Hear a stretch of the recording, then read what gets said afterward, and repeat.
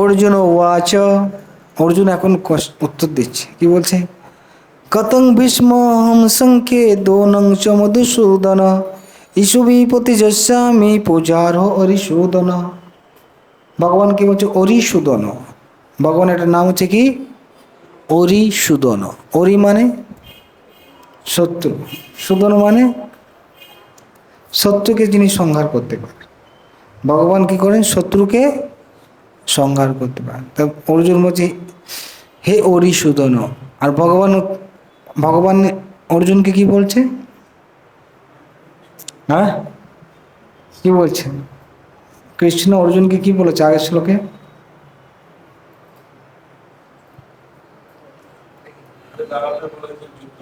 আর কি নাম বলেছে? না, এখনই ভুলে গেল তাড়াতাড়ি। হ্যাঁ,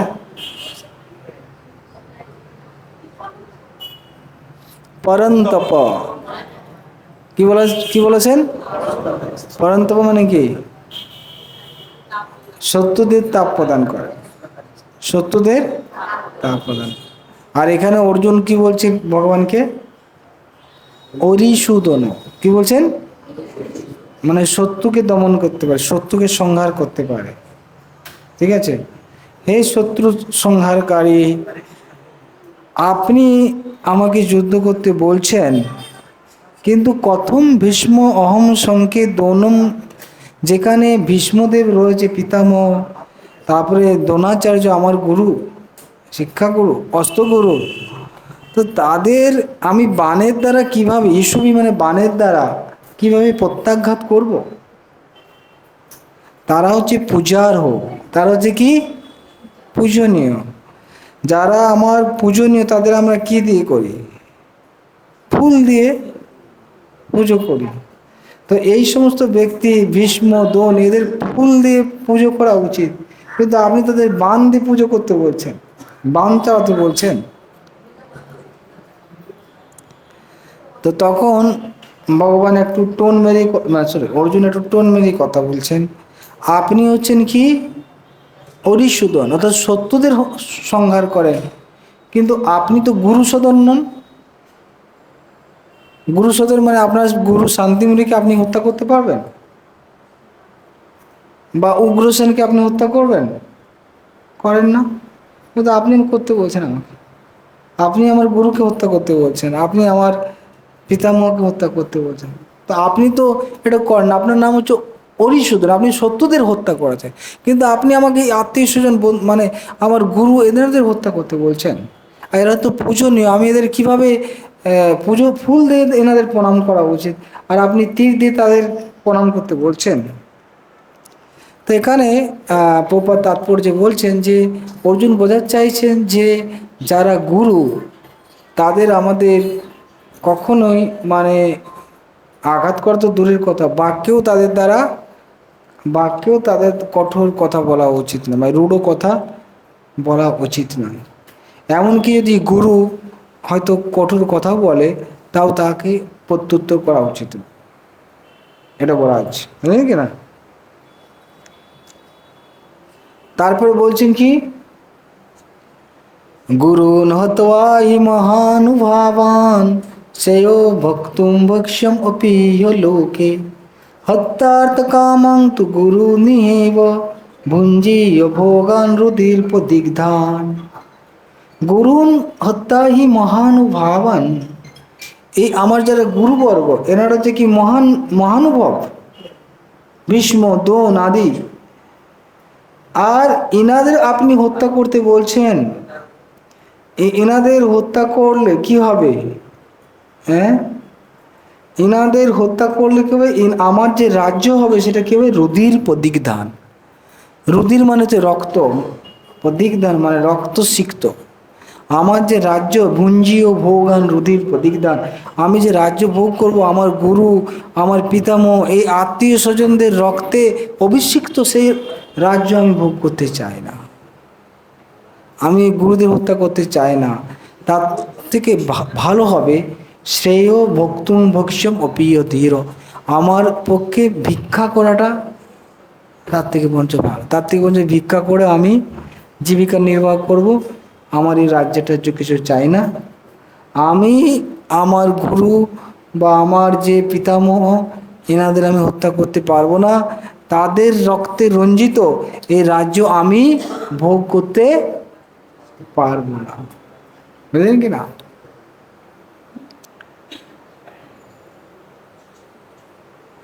তারপরে বলছেন ন চৈতদ বিদ্মো কতর ন গরিও যদবা জয়েম যদি বা ন জয়েও জানে হতবা জিজিবিষামস ते अवस्थितापो मुखे धार्तराष्ट्र न चैतत् বিধমো কতরত নো জয়েয়ু।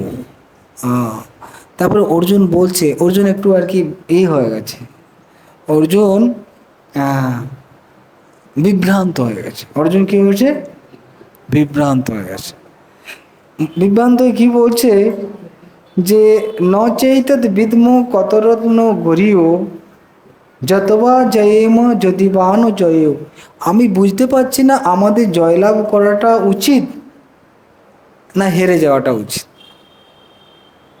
আমি বুঝতে পারছি না আমাদের জেতা উচিত না হেরে যাওয়াটা উচিত। আত্মীয় স্বজনকে হত্যা করে জয় করবো না মনে হচ্ছে হেরে যাবো, এটা ভালো। যদি আমরা তাদের হত্যা করি তাহলে কি হবে না, জানে বা হতবা জিজি বিশামস, এই যে যারা যুদ্ধ করতে, যারা যুদ্ধ করতে এসছে তাদের হত্যা করে আমি তাদের মেরে আমি বাঁচতে চাই না। জিজি বিশামস, আমার বাঁচার কোনো ইচ্ছা নেই, বিশেষ করে ধৃতরাষ্ট্রের পুত্রদের, আমার গুরুদের। তা আমি বুঝতে পারছি না আমার জন্য জয়লাভ করা ভালো হবে না হেরে যাওয়া ভালো হবে। তো অর্জুনের যুদ্ধ না করার 5টা কারণ, তার মধ্যে এটা একটা কারণ যে অর্জুন বুঝতে পারছে না তার কি করা উচিত, কিং কর্তব্য কি। তাকে অনেক যুক্তি দেখাচ্ছিল, তবে এখন সে স্বীকার করছে আমি বুঝতে পারছি না, বুঝলেন কিনা, ডিসিশন নিতে পারছে না। এটা আমাদের সকলের জীবনে হয়, কি করব কি করব না সেটা আমরা অনেক সময় বুঝতে পারি না। হয় না? হয় না? হ্যাঁ, আমাদের জীবনে হয়। সেখান থেকে উদ্ধারের উপায় কি? সেখান থেকে উদ্ধারের উপায় কি? হ্যাঁ, সেই পরিস্থিতিতে আমাদের গুরুর শরণাপন্ন হওয়া উচিত। কি করা উচিত? কারণ গুরু আমাকে এই পরিস্থিতি থেকে রক্ষা করতে পারে, ঠিক না? তাই আমরা দেখতে পাই যে অর্জুন গুরুর শরণাগত হচ্ছে। অর্জুন কি করছেন? গুরুর শরণাগত হচ্ছেন। তিনি বুঝতে পারছেন না তার কি করা উচিত কি করা উচিত নয়। তো এখানে আমরা দেখতে পাচ্ছি অর্জুন বলছেন যে আমি আমার পিতামহ গুরু আত্মীয় স্বজনদের রক্তে রাঙা এই রাজ্য আমি ভোগ করতে চাই না, তার থেকে বরঞ্চ ভালো আমি ভিক্ষা করব। অর্থাৎ অর্জুনের মধ্যে ভক্তজিত মনোভাব রয়েছে যে সে অন্যকে কষ্ট দিতে চায় না, বরঞ্চ সে যদি নিজে কষ্ট পেতে চায় ঠিক আছে ভিক্ষা করে জীবিকা নির্বাহ করে। একটা ক্ষত্রিয়ের জন্য ভিক্ষা করে জীবিকা নির্বাহ করাটা কতটা দুর্বিষহ, কিন্তু অর্জুন করতে চেয়েছে তার থেকে বরঞ্চ ভালো আমি ভিক্ষা করো, আমি জীবিকা নির্বাহ করবো, কিন্তু আমি আমার আত্মীয় স্বজন বন্ধু বান্ধবদের আমি হত্যা করবো না। তাই অর্জুন রাজ্যের জন্য যুদ্ধ করেনি, অপরপক্ষে যারা অপোজিট পার্টি তারা তো সবাই রাজ্য পাওয়ার জন্য যুদ্ধ করছে, তারা সব রাজি আছে আত্মীয় স্বজন বন্ধু বান্ধবদের হত্যা করতে। তা অর্জুনের যখন এরকম অবস্থা হলো তখন তারা কি করলো? অর্জুন ভগবানের চরণে সারেন্ডার হয়ে গেলেন। যেটা যে ফেমাস শ্লোক, তারপরের শ্লোক, কার্পণ্য দোষ পহত স্বভাব পিচ্ছামি তাম ধর্ম সম্মূঢ় চেতা যস্যে সন্নিশ্চিতং ভূহি তন্মে শিষ্যস্তে হংসাদিমং তাং পপন্যম। কার্পণ্য দোষ উপহত স্বভাব, আমার কৃপণতার কারণে বা আমার দুর্বলতার কারণে আমি বুঝতে পারছি না আমি যে কিং কর্তব্য। কার্পণ্য দোষ উপহত স্বভাব উপহত স্বভাব মানে আমার বুদ্ধি বিভ্রান্ত হয়ে গেছে, আমার বুদ্ধি মানে বিভ্রান্ত হয়ে গেছে। সেই জন্য পিচ্ছামি তাং ধর্ম সম্মূঢ় চেতা, আমি আমি পুরো মোহগ্রস্ত হয়ে আপনার কাছে জিজ্ঞাসা করছি। পিচ্ছামি তাম, আমি আপনার কাছে জিজ্ঞাসা করছি। কি জিজ্ঞাসা করছো? যৎসেয় সাথে নিশ্চিত বুঝি, আমার জন্য যেটা মঙ্গলময় হবে সেটা আপনি নিশ্চয় করে বলুন। আমার জন্য যেটা কল্যাণ করা হবে সেটা আপনি আমাকে নিশ্চিত করে বলুন। আরে তুমি আমার কাছে উপদেশ চাইছো, আমি তো তোমার বন্ধু, আমি তোমাকে কেন উপদেশ দেব? ঠিক আছে, তুমি তোমার বন্ধু, তুমি উপদেশ চাইতে গেলে তুমি অন্য কাছে চাও, ব্যাসদেব আদি আছে বা মহান ব্যক্তি, তাদের কাছে শিষ্যস্ত বরণ করো। আমি তো তোমার বন্ধু, তুমি আমার কাছে উপদেশ চাইছো। তো অর্জুন বলছে না, আমি তো আপনার শিষ্য। শিষ্যস্তে অং সাদিমাং তাং প্রপন্যম, আমি আপনার শিষ্য হলাম, আপনার চরণে স্যারেন্ডার হয়ে গেলাম। এখন আপনি বলুন আমার জন্য কি শ্রেয়, সেটা আপনি নিশ্চিত করে বলুন। আমি বুঝতে পারছি না আমার কৃপণতার কারণে আমি কিংকর্তব্য মরে গেছি। অর্থাৎ অর্জুন ভগবানের কাছে স্যারেন্ডার হয়ে গেলেন।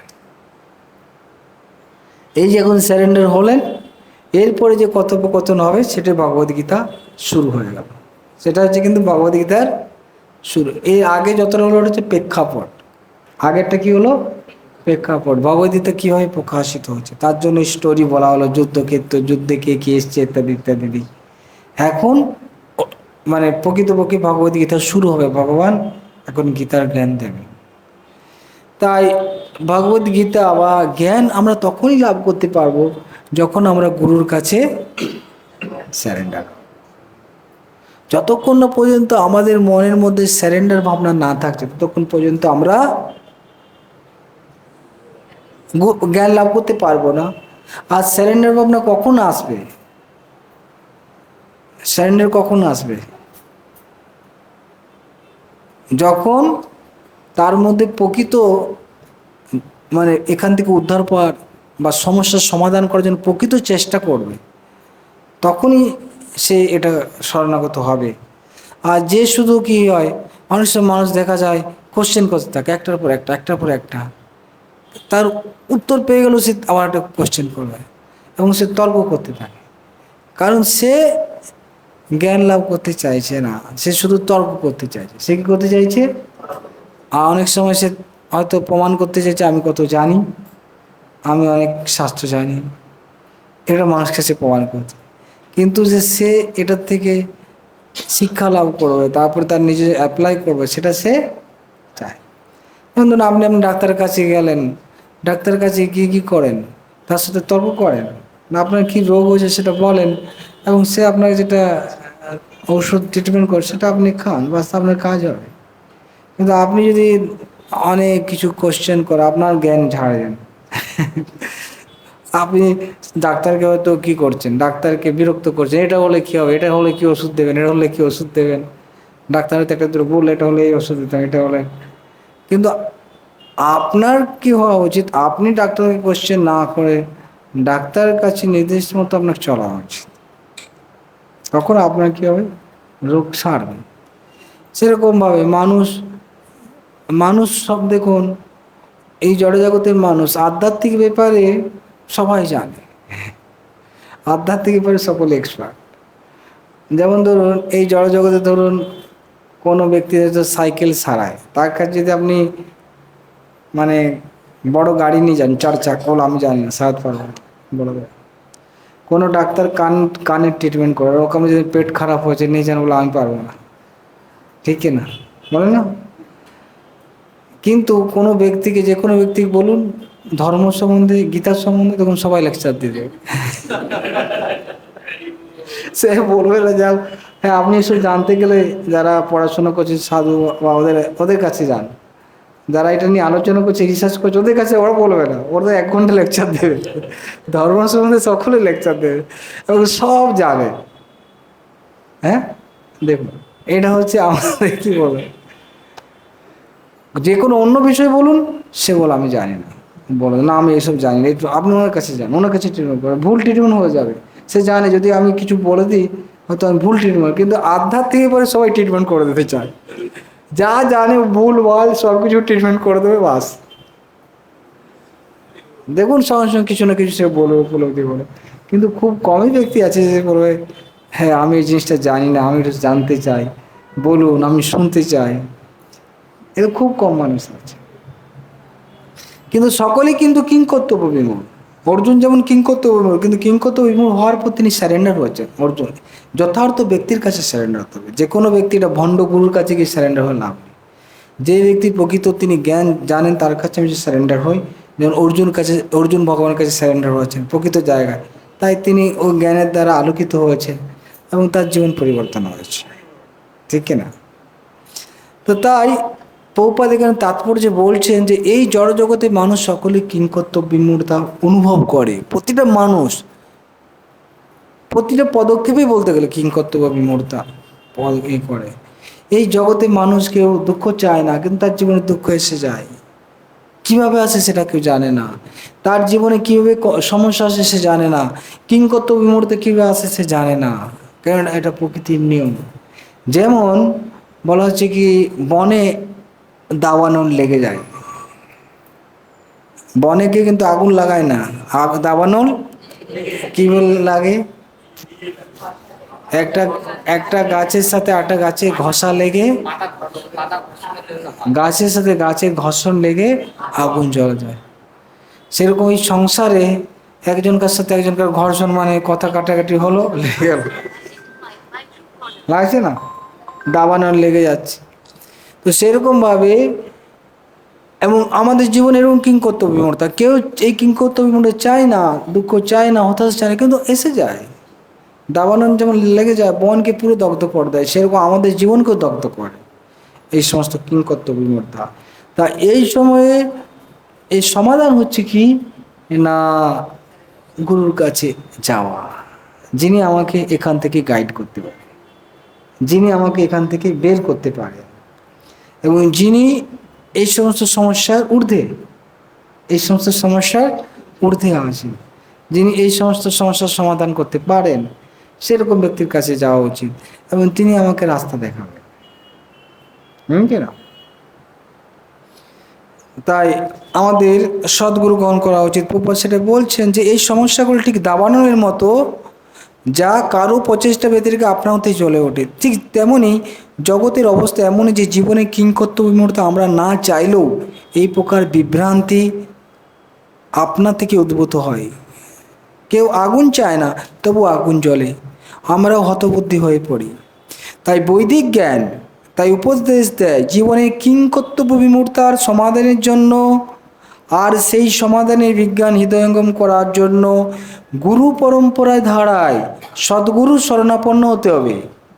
যে ব্যক্তি সদ্গুরুর সান্নিধ্য লাভ করেন তিনি সমস্ত বিষয় অবগত হন। তাই জড়জগতের মোহের দ্বারা আবদ্ধ না থেকেই সদ্গুরুর শরণাপন্ন হওয়া উচিত। এটি এই শ্লোকের তাৎপর্য। বোঝা গেল? অর্থাৎ গুরু পরম্পরা ধারা মানে যে পরম্পরাটা ভগবান থেকে এসছে। অনেকে মন গড়া পরম্পরা আছে যার কোনো ধারা নেই, হয়তো কোনো একটা ব্যক্তি তিনি একটা পরম্পরা সৃষ্টি করে দিয়েছে, এরকম নয়। যে জ্ঞান ভগবান ব্রহ্মা নারদ ব্যাসদেব যে এভাবে পরম্পরার যে জ্ঞান আসছে, সেই পরম্পরা থেকে আমাদের সদ্গুরু চুজ করা উচিত এবং তার কাছ থেকে জ্ঞান নেওয়া উচিত। কেন তিনি ভগবান যে জ্ঞান দিয়েছেন সেটা সম্বন্ধে তিনি জানেন। ভগবানের জ্ঞানটা যে ব্রহ্মাকে দিয়েছেন সেই জ্ঞানটা তিনি জানেন। আমরা কেউ শাস্ত্র সম্বন্ধে জ্ঞান দিতে পারবো না। ধর্মং তু সাক্ষাৎ ভগবৎ প্রণীতম। ধর্ম মানুষের দেওয়া আইন নয়, ভগবানের দেওয়া আইন ধর্ম। তাই ভগবান যে আইনটা দেয় সেটা হচ্ছে ধর্ম। আমরা কেউ ধর্ম সৃষ্টি করতে পারবো না, ধর্ম আমরা বানাতে পারবো না, ধর্ম ভগবান বানিয়েছেন, ভগবানের দেওয়া আইন। তাই ভগবান যে জ্ঞান দিয়েছেন সেটা আমাদের নেওয়া উচিত। সেটা হচ্ছে ভগবদ্গীতার জ্ঞান, সেটা হচ্ছে ভাগবতমের জ্ঞান, সেটা আমাদের পড়া উচিত। অনেক মানুষ আছে নিজের মন গড়া কিছুটা লিখে দিল, একটা বই লিখে দিল, একটা তত্ত্ব লিখে দিল, কিছু মানুষের মন ভোলানো কথা লিখে দিল, তারপরে বললো ওটাই মানু। বুঝলেন কি না? এগুলো হচ্ছে মানসিক জল্পনা। এগুলোর দ্বারা আমরা বাঁচতে পারবো না, এগুলোর দ্বারা আমাদের কিংকর্তব্য বিমূঢ় থেকে বাঁচতে পারবো না। সেই জন্য তত্ত্বজ্ঞানী ব্যক্তির কাছে যেতে হবে। যেমন ধরুন কোনো ব্যক্তি সমুদ্র পার হতে চায় কুকুরের লেজ ধরে, পার হতে পারবে?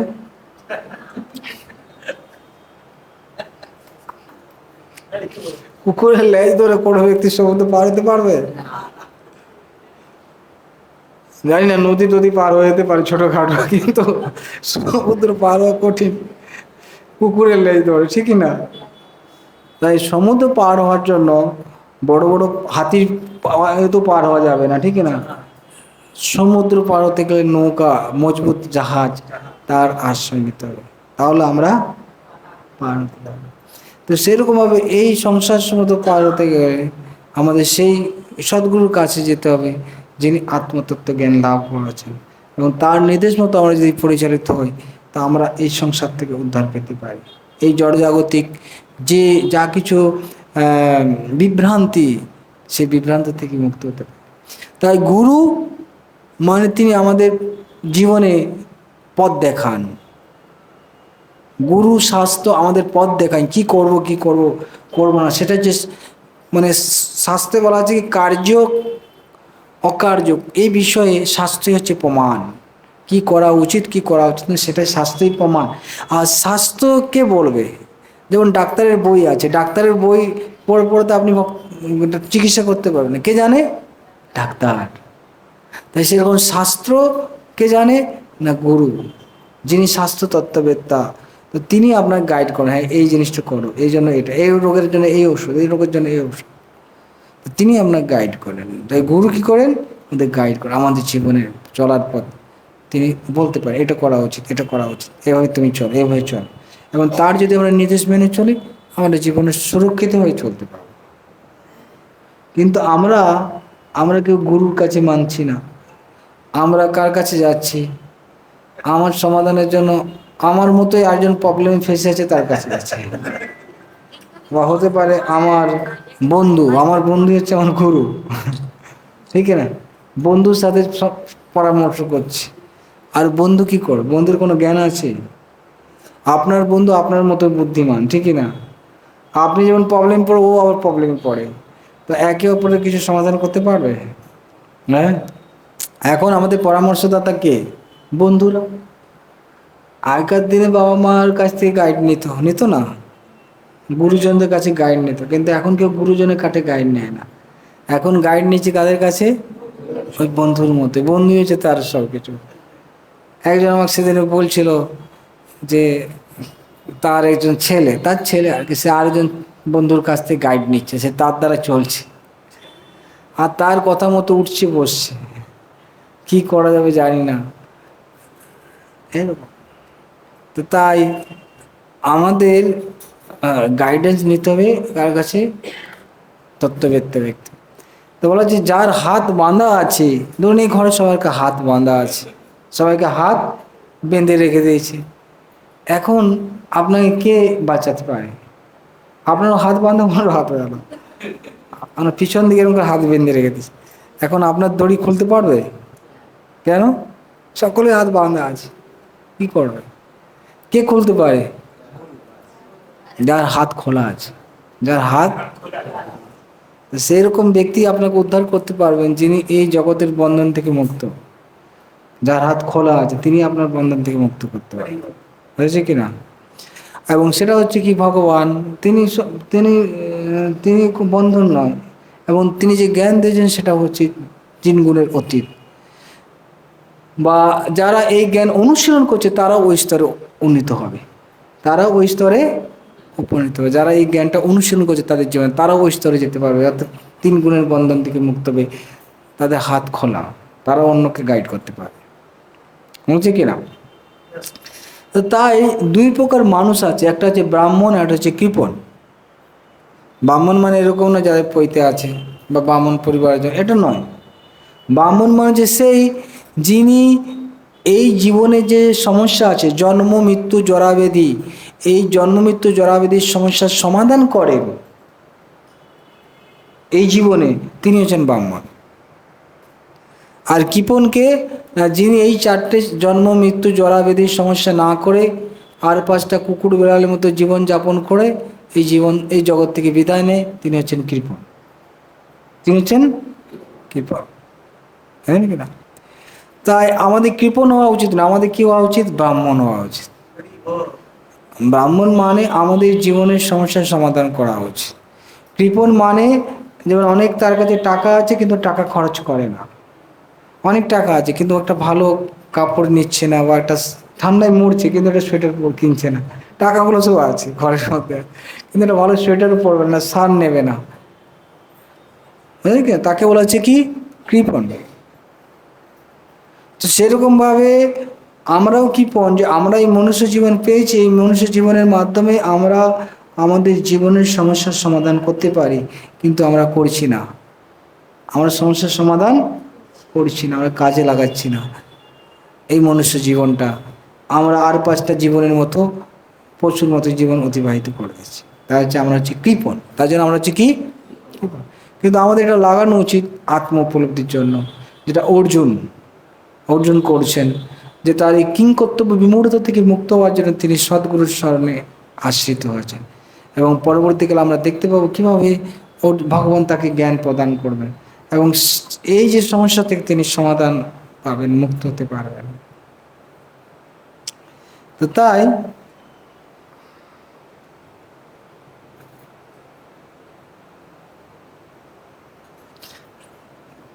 তাই এখানে ভগবান অর্জুন সেটাই বলছেন, যে আমার জন্য যেটা শ্রেয় সেটা বলো। দুটো জিনিস আমি আলোচনা করেছি, শ্রেয় এবং প্রেয়। প্রেয় মানে যা এখনো মধুর, আপাত মধুর পরে হচ্ছে বিষবৎ, সেটা হচ্ছে কি? প্রেয়। আপাত মধুর পরে হচ্ছে কি? বিষের মতো। আর শ্রেয় মনে হচ্ছে আপাত বিষবৎ পরে মধুর, আপাত বিষবৎ কিন্তু পরে হচ্ছে মধুর। তো অর্জুন বলছে না এখন যেটা মধুর পরে বিষবৎ সেটা চাইছে না, অর্জুন চাইছে আমার যেটা পার্মানেন্ট কল্যাণ হবে, আমার প্রকৃত মঙ্গল হবে, সে কথাটা আপনি বলুন। যৎ শ্রেয় সন্নিশ্চিত, আমার জন্য যেটা শ্রেয় পরম মঙ্গল সেটা আপনি বলুন। তা আমাদের শ্রেয় সম্বন্ধে চিন্তা করা উচিত, প্রিয় নয়। এই জগতের মানুষ সকলে প্রিয়র পিছনে দৌড়াচ্ছে, এখন কি মধুর তারপরে ডান্ডা পড়বে, ঠিক আছে অসুবিধা নেই, ঠিক না?